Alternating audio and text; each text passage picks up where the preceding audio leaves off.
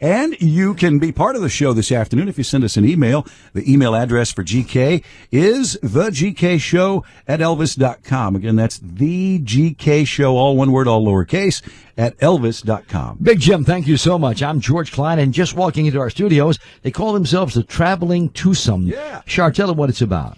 Well, the Traveling Twosome goes around and showcases different events and different things, different interests of people. We have a day in a life TV show called A Day in a Life of whatever it's going to be. This one's going to be an Elvis fan. So we're here in Memphis just recording about Elvis fans and getting to know more about them. Says you live in Cordova. That's where Big Jim and I live. Oh, really? Yeah. Yeah, I've seen you in Kroger.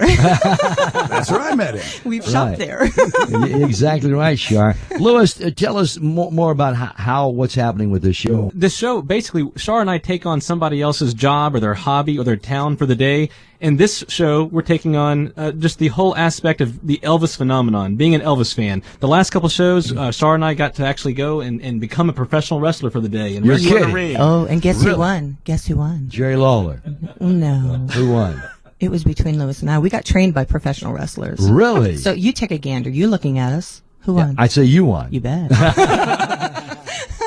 We became goat farmers for a day. But on this one here, it's not much of a stretch for us because we are both big Elvis fans. Oh, We're actually good. musicians here in town. Okay. And we are showcasing being an Elvis fan on this episode. It has been a blast so far. We're talking with Char and Lewis, and they are the Traveling Twosome. They are our guests here in our studios today, and we certainly appreciate them dropping by with the 93 degrees. And I'm sorry you had to wait out there, but we were backed up today. It's all good. We're having a blast here today. Well, Char, go ahead and ask me some more questions. Well, They got to get the video going. I've got a question for you. Yeah, Lloyd, what is it? Just, I want to know how that whole meeting came about. I know you wrote about it in your book as well, but you're sitting there with Elvis and some others in the inner circle, and you recognize that some of the songwriting that was going on was just not to the standard that you knew Elvis was capable of, and you knew that his singing, if he was getting the best songwriting, would take him back to number one. And you had brought up the American Sound Studios, and you brought up going in and recording that session, and that is, to many fans, that is the ultimate Elvis recording session with Chips Moman over there, Kentucky Rain, Suspicious Minds, In the Ghetto. All those songs were recorded there in that session. Can you just tell me a little bit about being there and that moment? Yes, I can. I've never done this before, so you guys getting an exclusive. I'm going to read a little bit from my book, then I'll paraphrase. Whoa, here we go. Okay, so this is from my book. It says, GK, my man, Elvis was in a good mood, and when Elvis was in a good mood, everybody around Elvis was in a good mood. Hey, Elvis. Hey, everybody, I answered. Get over here, GK. He said, sit down and stay a while. He was looking relaxed, happy, and cool as he could be sitting at the head of the table at Graceland's dining room. He gestured to the Empire next chair next to him to sit to his right. So there I was. I took my seat, sang my hellos to some of the folks at the table. Priscilla, Joe Esposito, Charlie Hodge, Richard Davis. It was a couple of days into the new year of 1969. And Joe and Charlie and Richard were all working for Elvis, familiar members of the so-called Memphis Mafia. So it was no surprise to see them at this informal post-holiday dinner. There were a few new faces at the other end of the table. They weren't seen as often at Graceland. Faces that represented more of the business side of Elvis' world. Record producer Felton Jarvis, who'd become a trusted musical ally after working some of Elvis's Nashville sessions a few years before.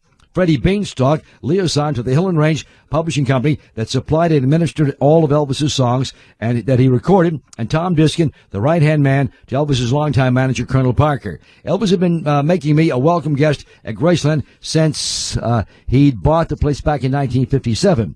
I'd been with him when he looked at the property before he purchased it. I was comfortable enough at Graceland that, like most of us close to Elvis, I really didn't think of it as Graceland. It was simply the house. As many times I'd be welcome in there, there was still something especially wonderful about being in Elvis's home during the holiday season.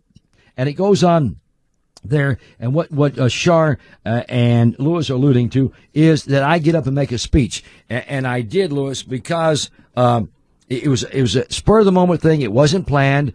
It was from the heart. And I put my whole reputation on the line with Elvis at that night at the dinner table, because he could have said something to the effect, GK, how many gold records have you got? How many number one songs have you written? How many big songs have you produced? And the answer would be 0. So I took it all upon myself that night. And Lewis, I've said many times, and when I've spoke on the book, that when you talk to a superstar, you don't talk to him with a big crowd around, especially at his dinner table. You ask him, could we talk to you in private? So I took a heck of a chance that night. But as they say in life, that moment comes around when that break comes, or you're looking for something to happen, and the moment comes, you got to go for it, because he could pass and go into oblivion. And I was flashing, well, man, Elvis has just done the 68 special. Man, he's on top of the world. He looks great again. He's back on stage. But the material is inferior, and the musicianship is pretty good, but not what we had in Memphis at the time. And so I took it upon myself to get up and say, Elvis, can I say something? And he said, yeah, GK, anything you want. And he got very silent at the table. And I got up and made my speech about he was getting inferior material. The studio, the hottest in America, was American, right down the street from our old high school, so forth and so on. It's about a chapter in the book, and it flashes back. But I do. And when I told Priscilla Presley about this, I will. I don't want to quote the whole story, but I do want to quote the last line, and it says something like this. He said, I stood there breathing a little easier now that the rest of the guys talked and kidded with each other. Then Felton Jarvis stepped back into the room. Hey, Elvis, we booked into American Studios next Monday night. Another cheer went up. Elvis was heading back to North Memphis, back to the old neighborhood where it all began. Yeah. And that's a cool line. And that is the cool line. And when I told Priscilla that, she got chill bumps. And she wrote a real nice, what they call a blurb, which is a quote on the front of my book. Well, as an Elvis fan myself, let me tell you, all Elvis fans are thankful for you making that speech, because the material that came out of that session is among my favorite material. That and the early 50s Sun Studio records are the best I think he ever did. You know, you're exactly right, Louis, because there was a period after Elvis passed away that I was commissioned to by the Presley Estate and RCA Records. I was asked to go to Hollywood and listen to some of the material they had found in the attic, in the back room, in Elvis's room, and stashed away, that they didn't know if it was demos or impersonators, or they didn't know what it was. So I was the voice. Whatever I said was law. It was like an arbitrator thing. They would play a demo. I said, that's Elvis. I played it out and said, that's not Elvis, so forth and so on. I found about 3 that really was him. So there was a break in the action.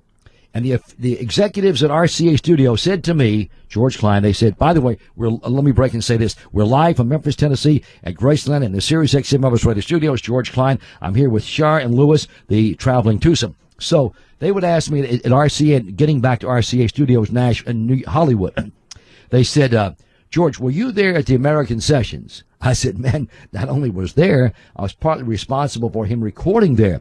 And they said, George, in our opinion, we've listened to Elvis's catalog, his library, we take care of it at RCA for the Presley Estate and for RCA. And we've heard all these great songs. But we think overall, songs, performance, musicianship, production, sound, these were the best things that Elvis ever cut his entire career. I would agree. And I came back and told that to Chips Moman, told that to some of the guys who played on it, some of the songwriters, Mark James, Suspicious Minds, and they were all delighted that I brought that message back from Hollywood for them. We are too.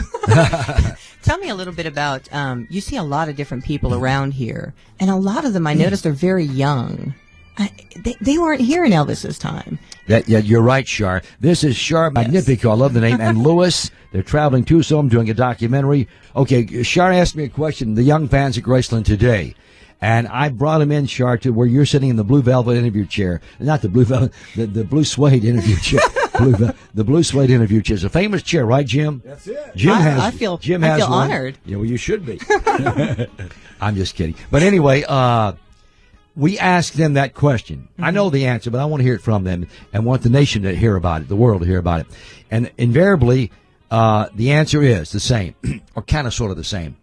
When they were growing up in their home, their parents tried to introduce them to Elvis music and video and telling them Elvis, they didn't want to hear it because they were into what was happening today in their music world, and rightly so. So finally, especially the females first, they would see him on TV in like how the 68 special or the Aloha from Hawaii special or a movie like Viva Las Vegas, and they would say, wow, he's hot. Elvis, this guy's hot. And then they would say, he can sing. This guy can really sing great. And so finally, but the combination of the video, their parents who wouldn't lie to them, and the fact that the video, and also young people know their music. They really do. You can't con them. You can't fool them with music. And so that's how it happened, and they became Elvis fans. I just love walking around Graceland and seeing children, I mean, from 3 on. I mean, there's a majority of people who are, I'd say, 3 to 35, 3 to 40. It's such an amazing sight to see. Okay, Sharon Lewis, they give me the wrap-up, but I got to sneak this in real quick, for your video. About a month ago, about a year ago, Jim was with me. He's been my producer for 5-6 years. And this guy walks up, I'll give him the short version of the story. Walks up, immaculately dressed, sharp-looking guy, looked like a foreigner, and go out and introduce myself. He's from Greece. He's a doctor that studied in Athens, Greece. And he came over because he was an Elvis fan. And I said, Doc, what do you do? He said, I am the director of the medical school at Harvard University. Is that strong? Wow. Is that a great calling card? And he pulled out his business card, and we got to be friends, and so it stretches from the young, the medium, the middle age, to guys like this guy who's the head of the Harvard Medical School, big Elvis fans. Everybody. He sold 1 billion records, Sharp. That means that almost everybody in the world could conceivably have a record of Elvis's in their home. I know we have lots. Okay. Shar and Lewis, any parting thoughts? Just if you want to check out the TV show, go to the website, sign up on our email list, and we just can't wait to celebrate with all the other Elvis fans out here in the world. I'll see you at Kroger. See you at Kroger. Okay, sure. George Klein with you live from the Sirius XM Elvis Radio Studios at Graceland in Memphis, Tennessee. Don't kill my mic, but play the music, Jim. Well, a hard-headed Sorry, I was going to say something about Kroger. Been the cause of trouble ever since the world began.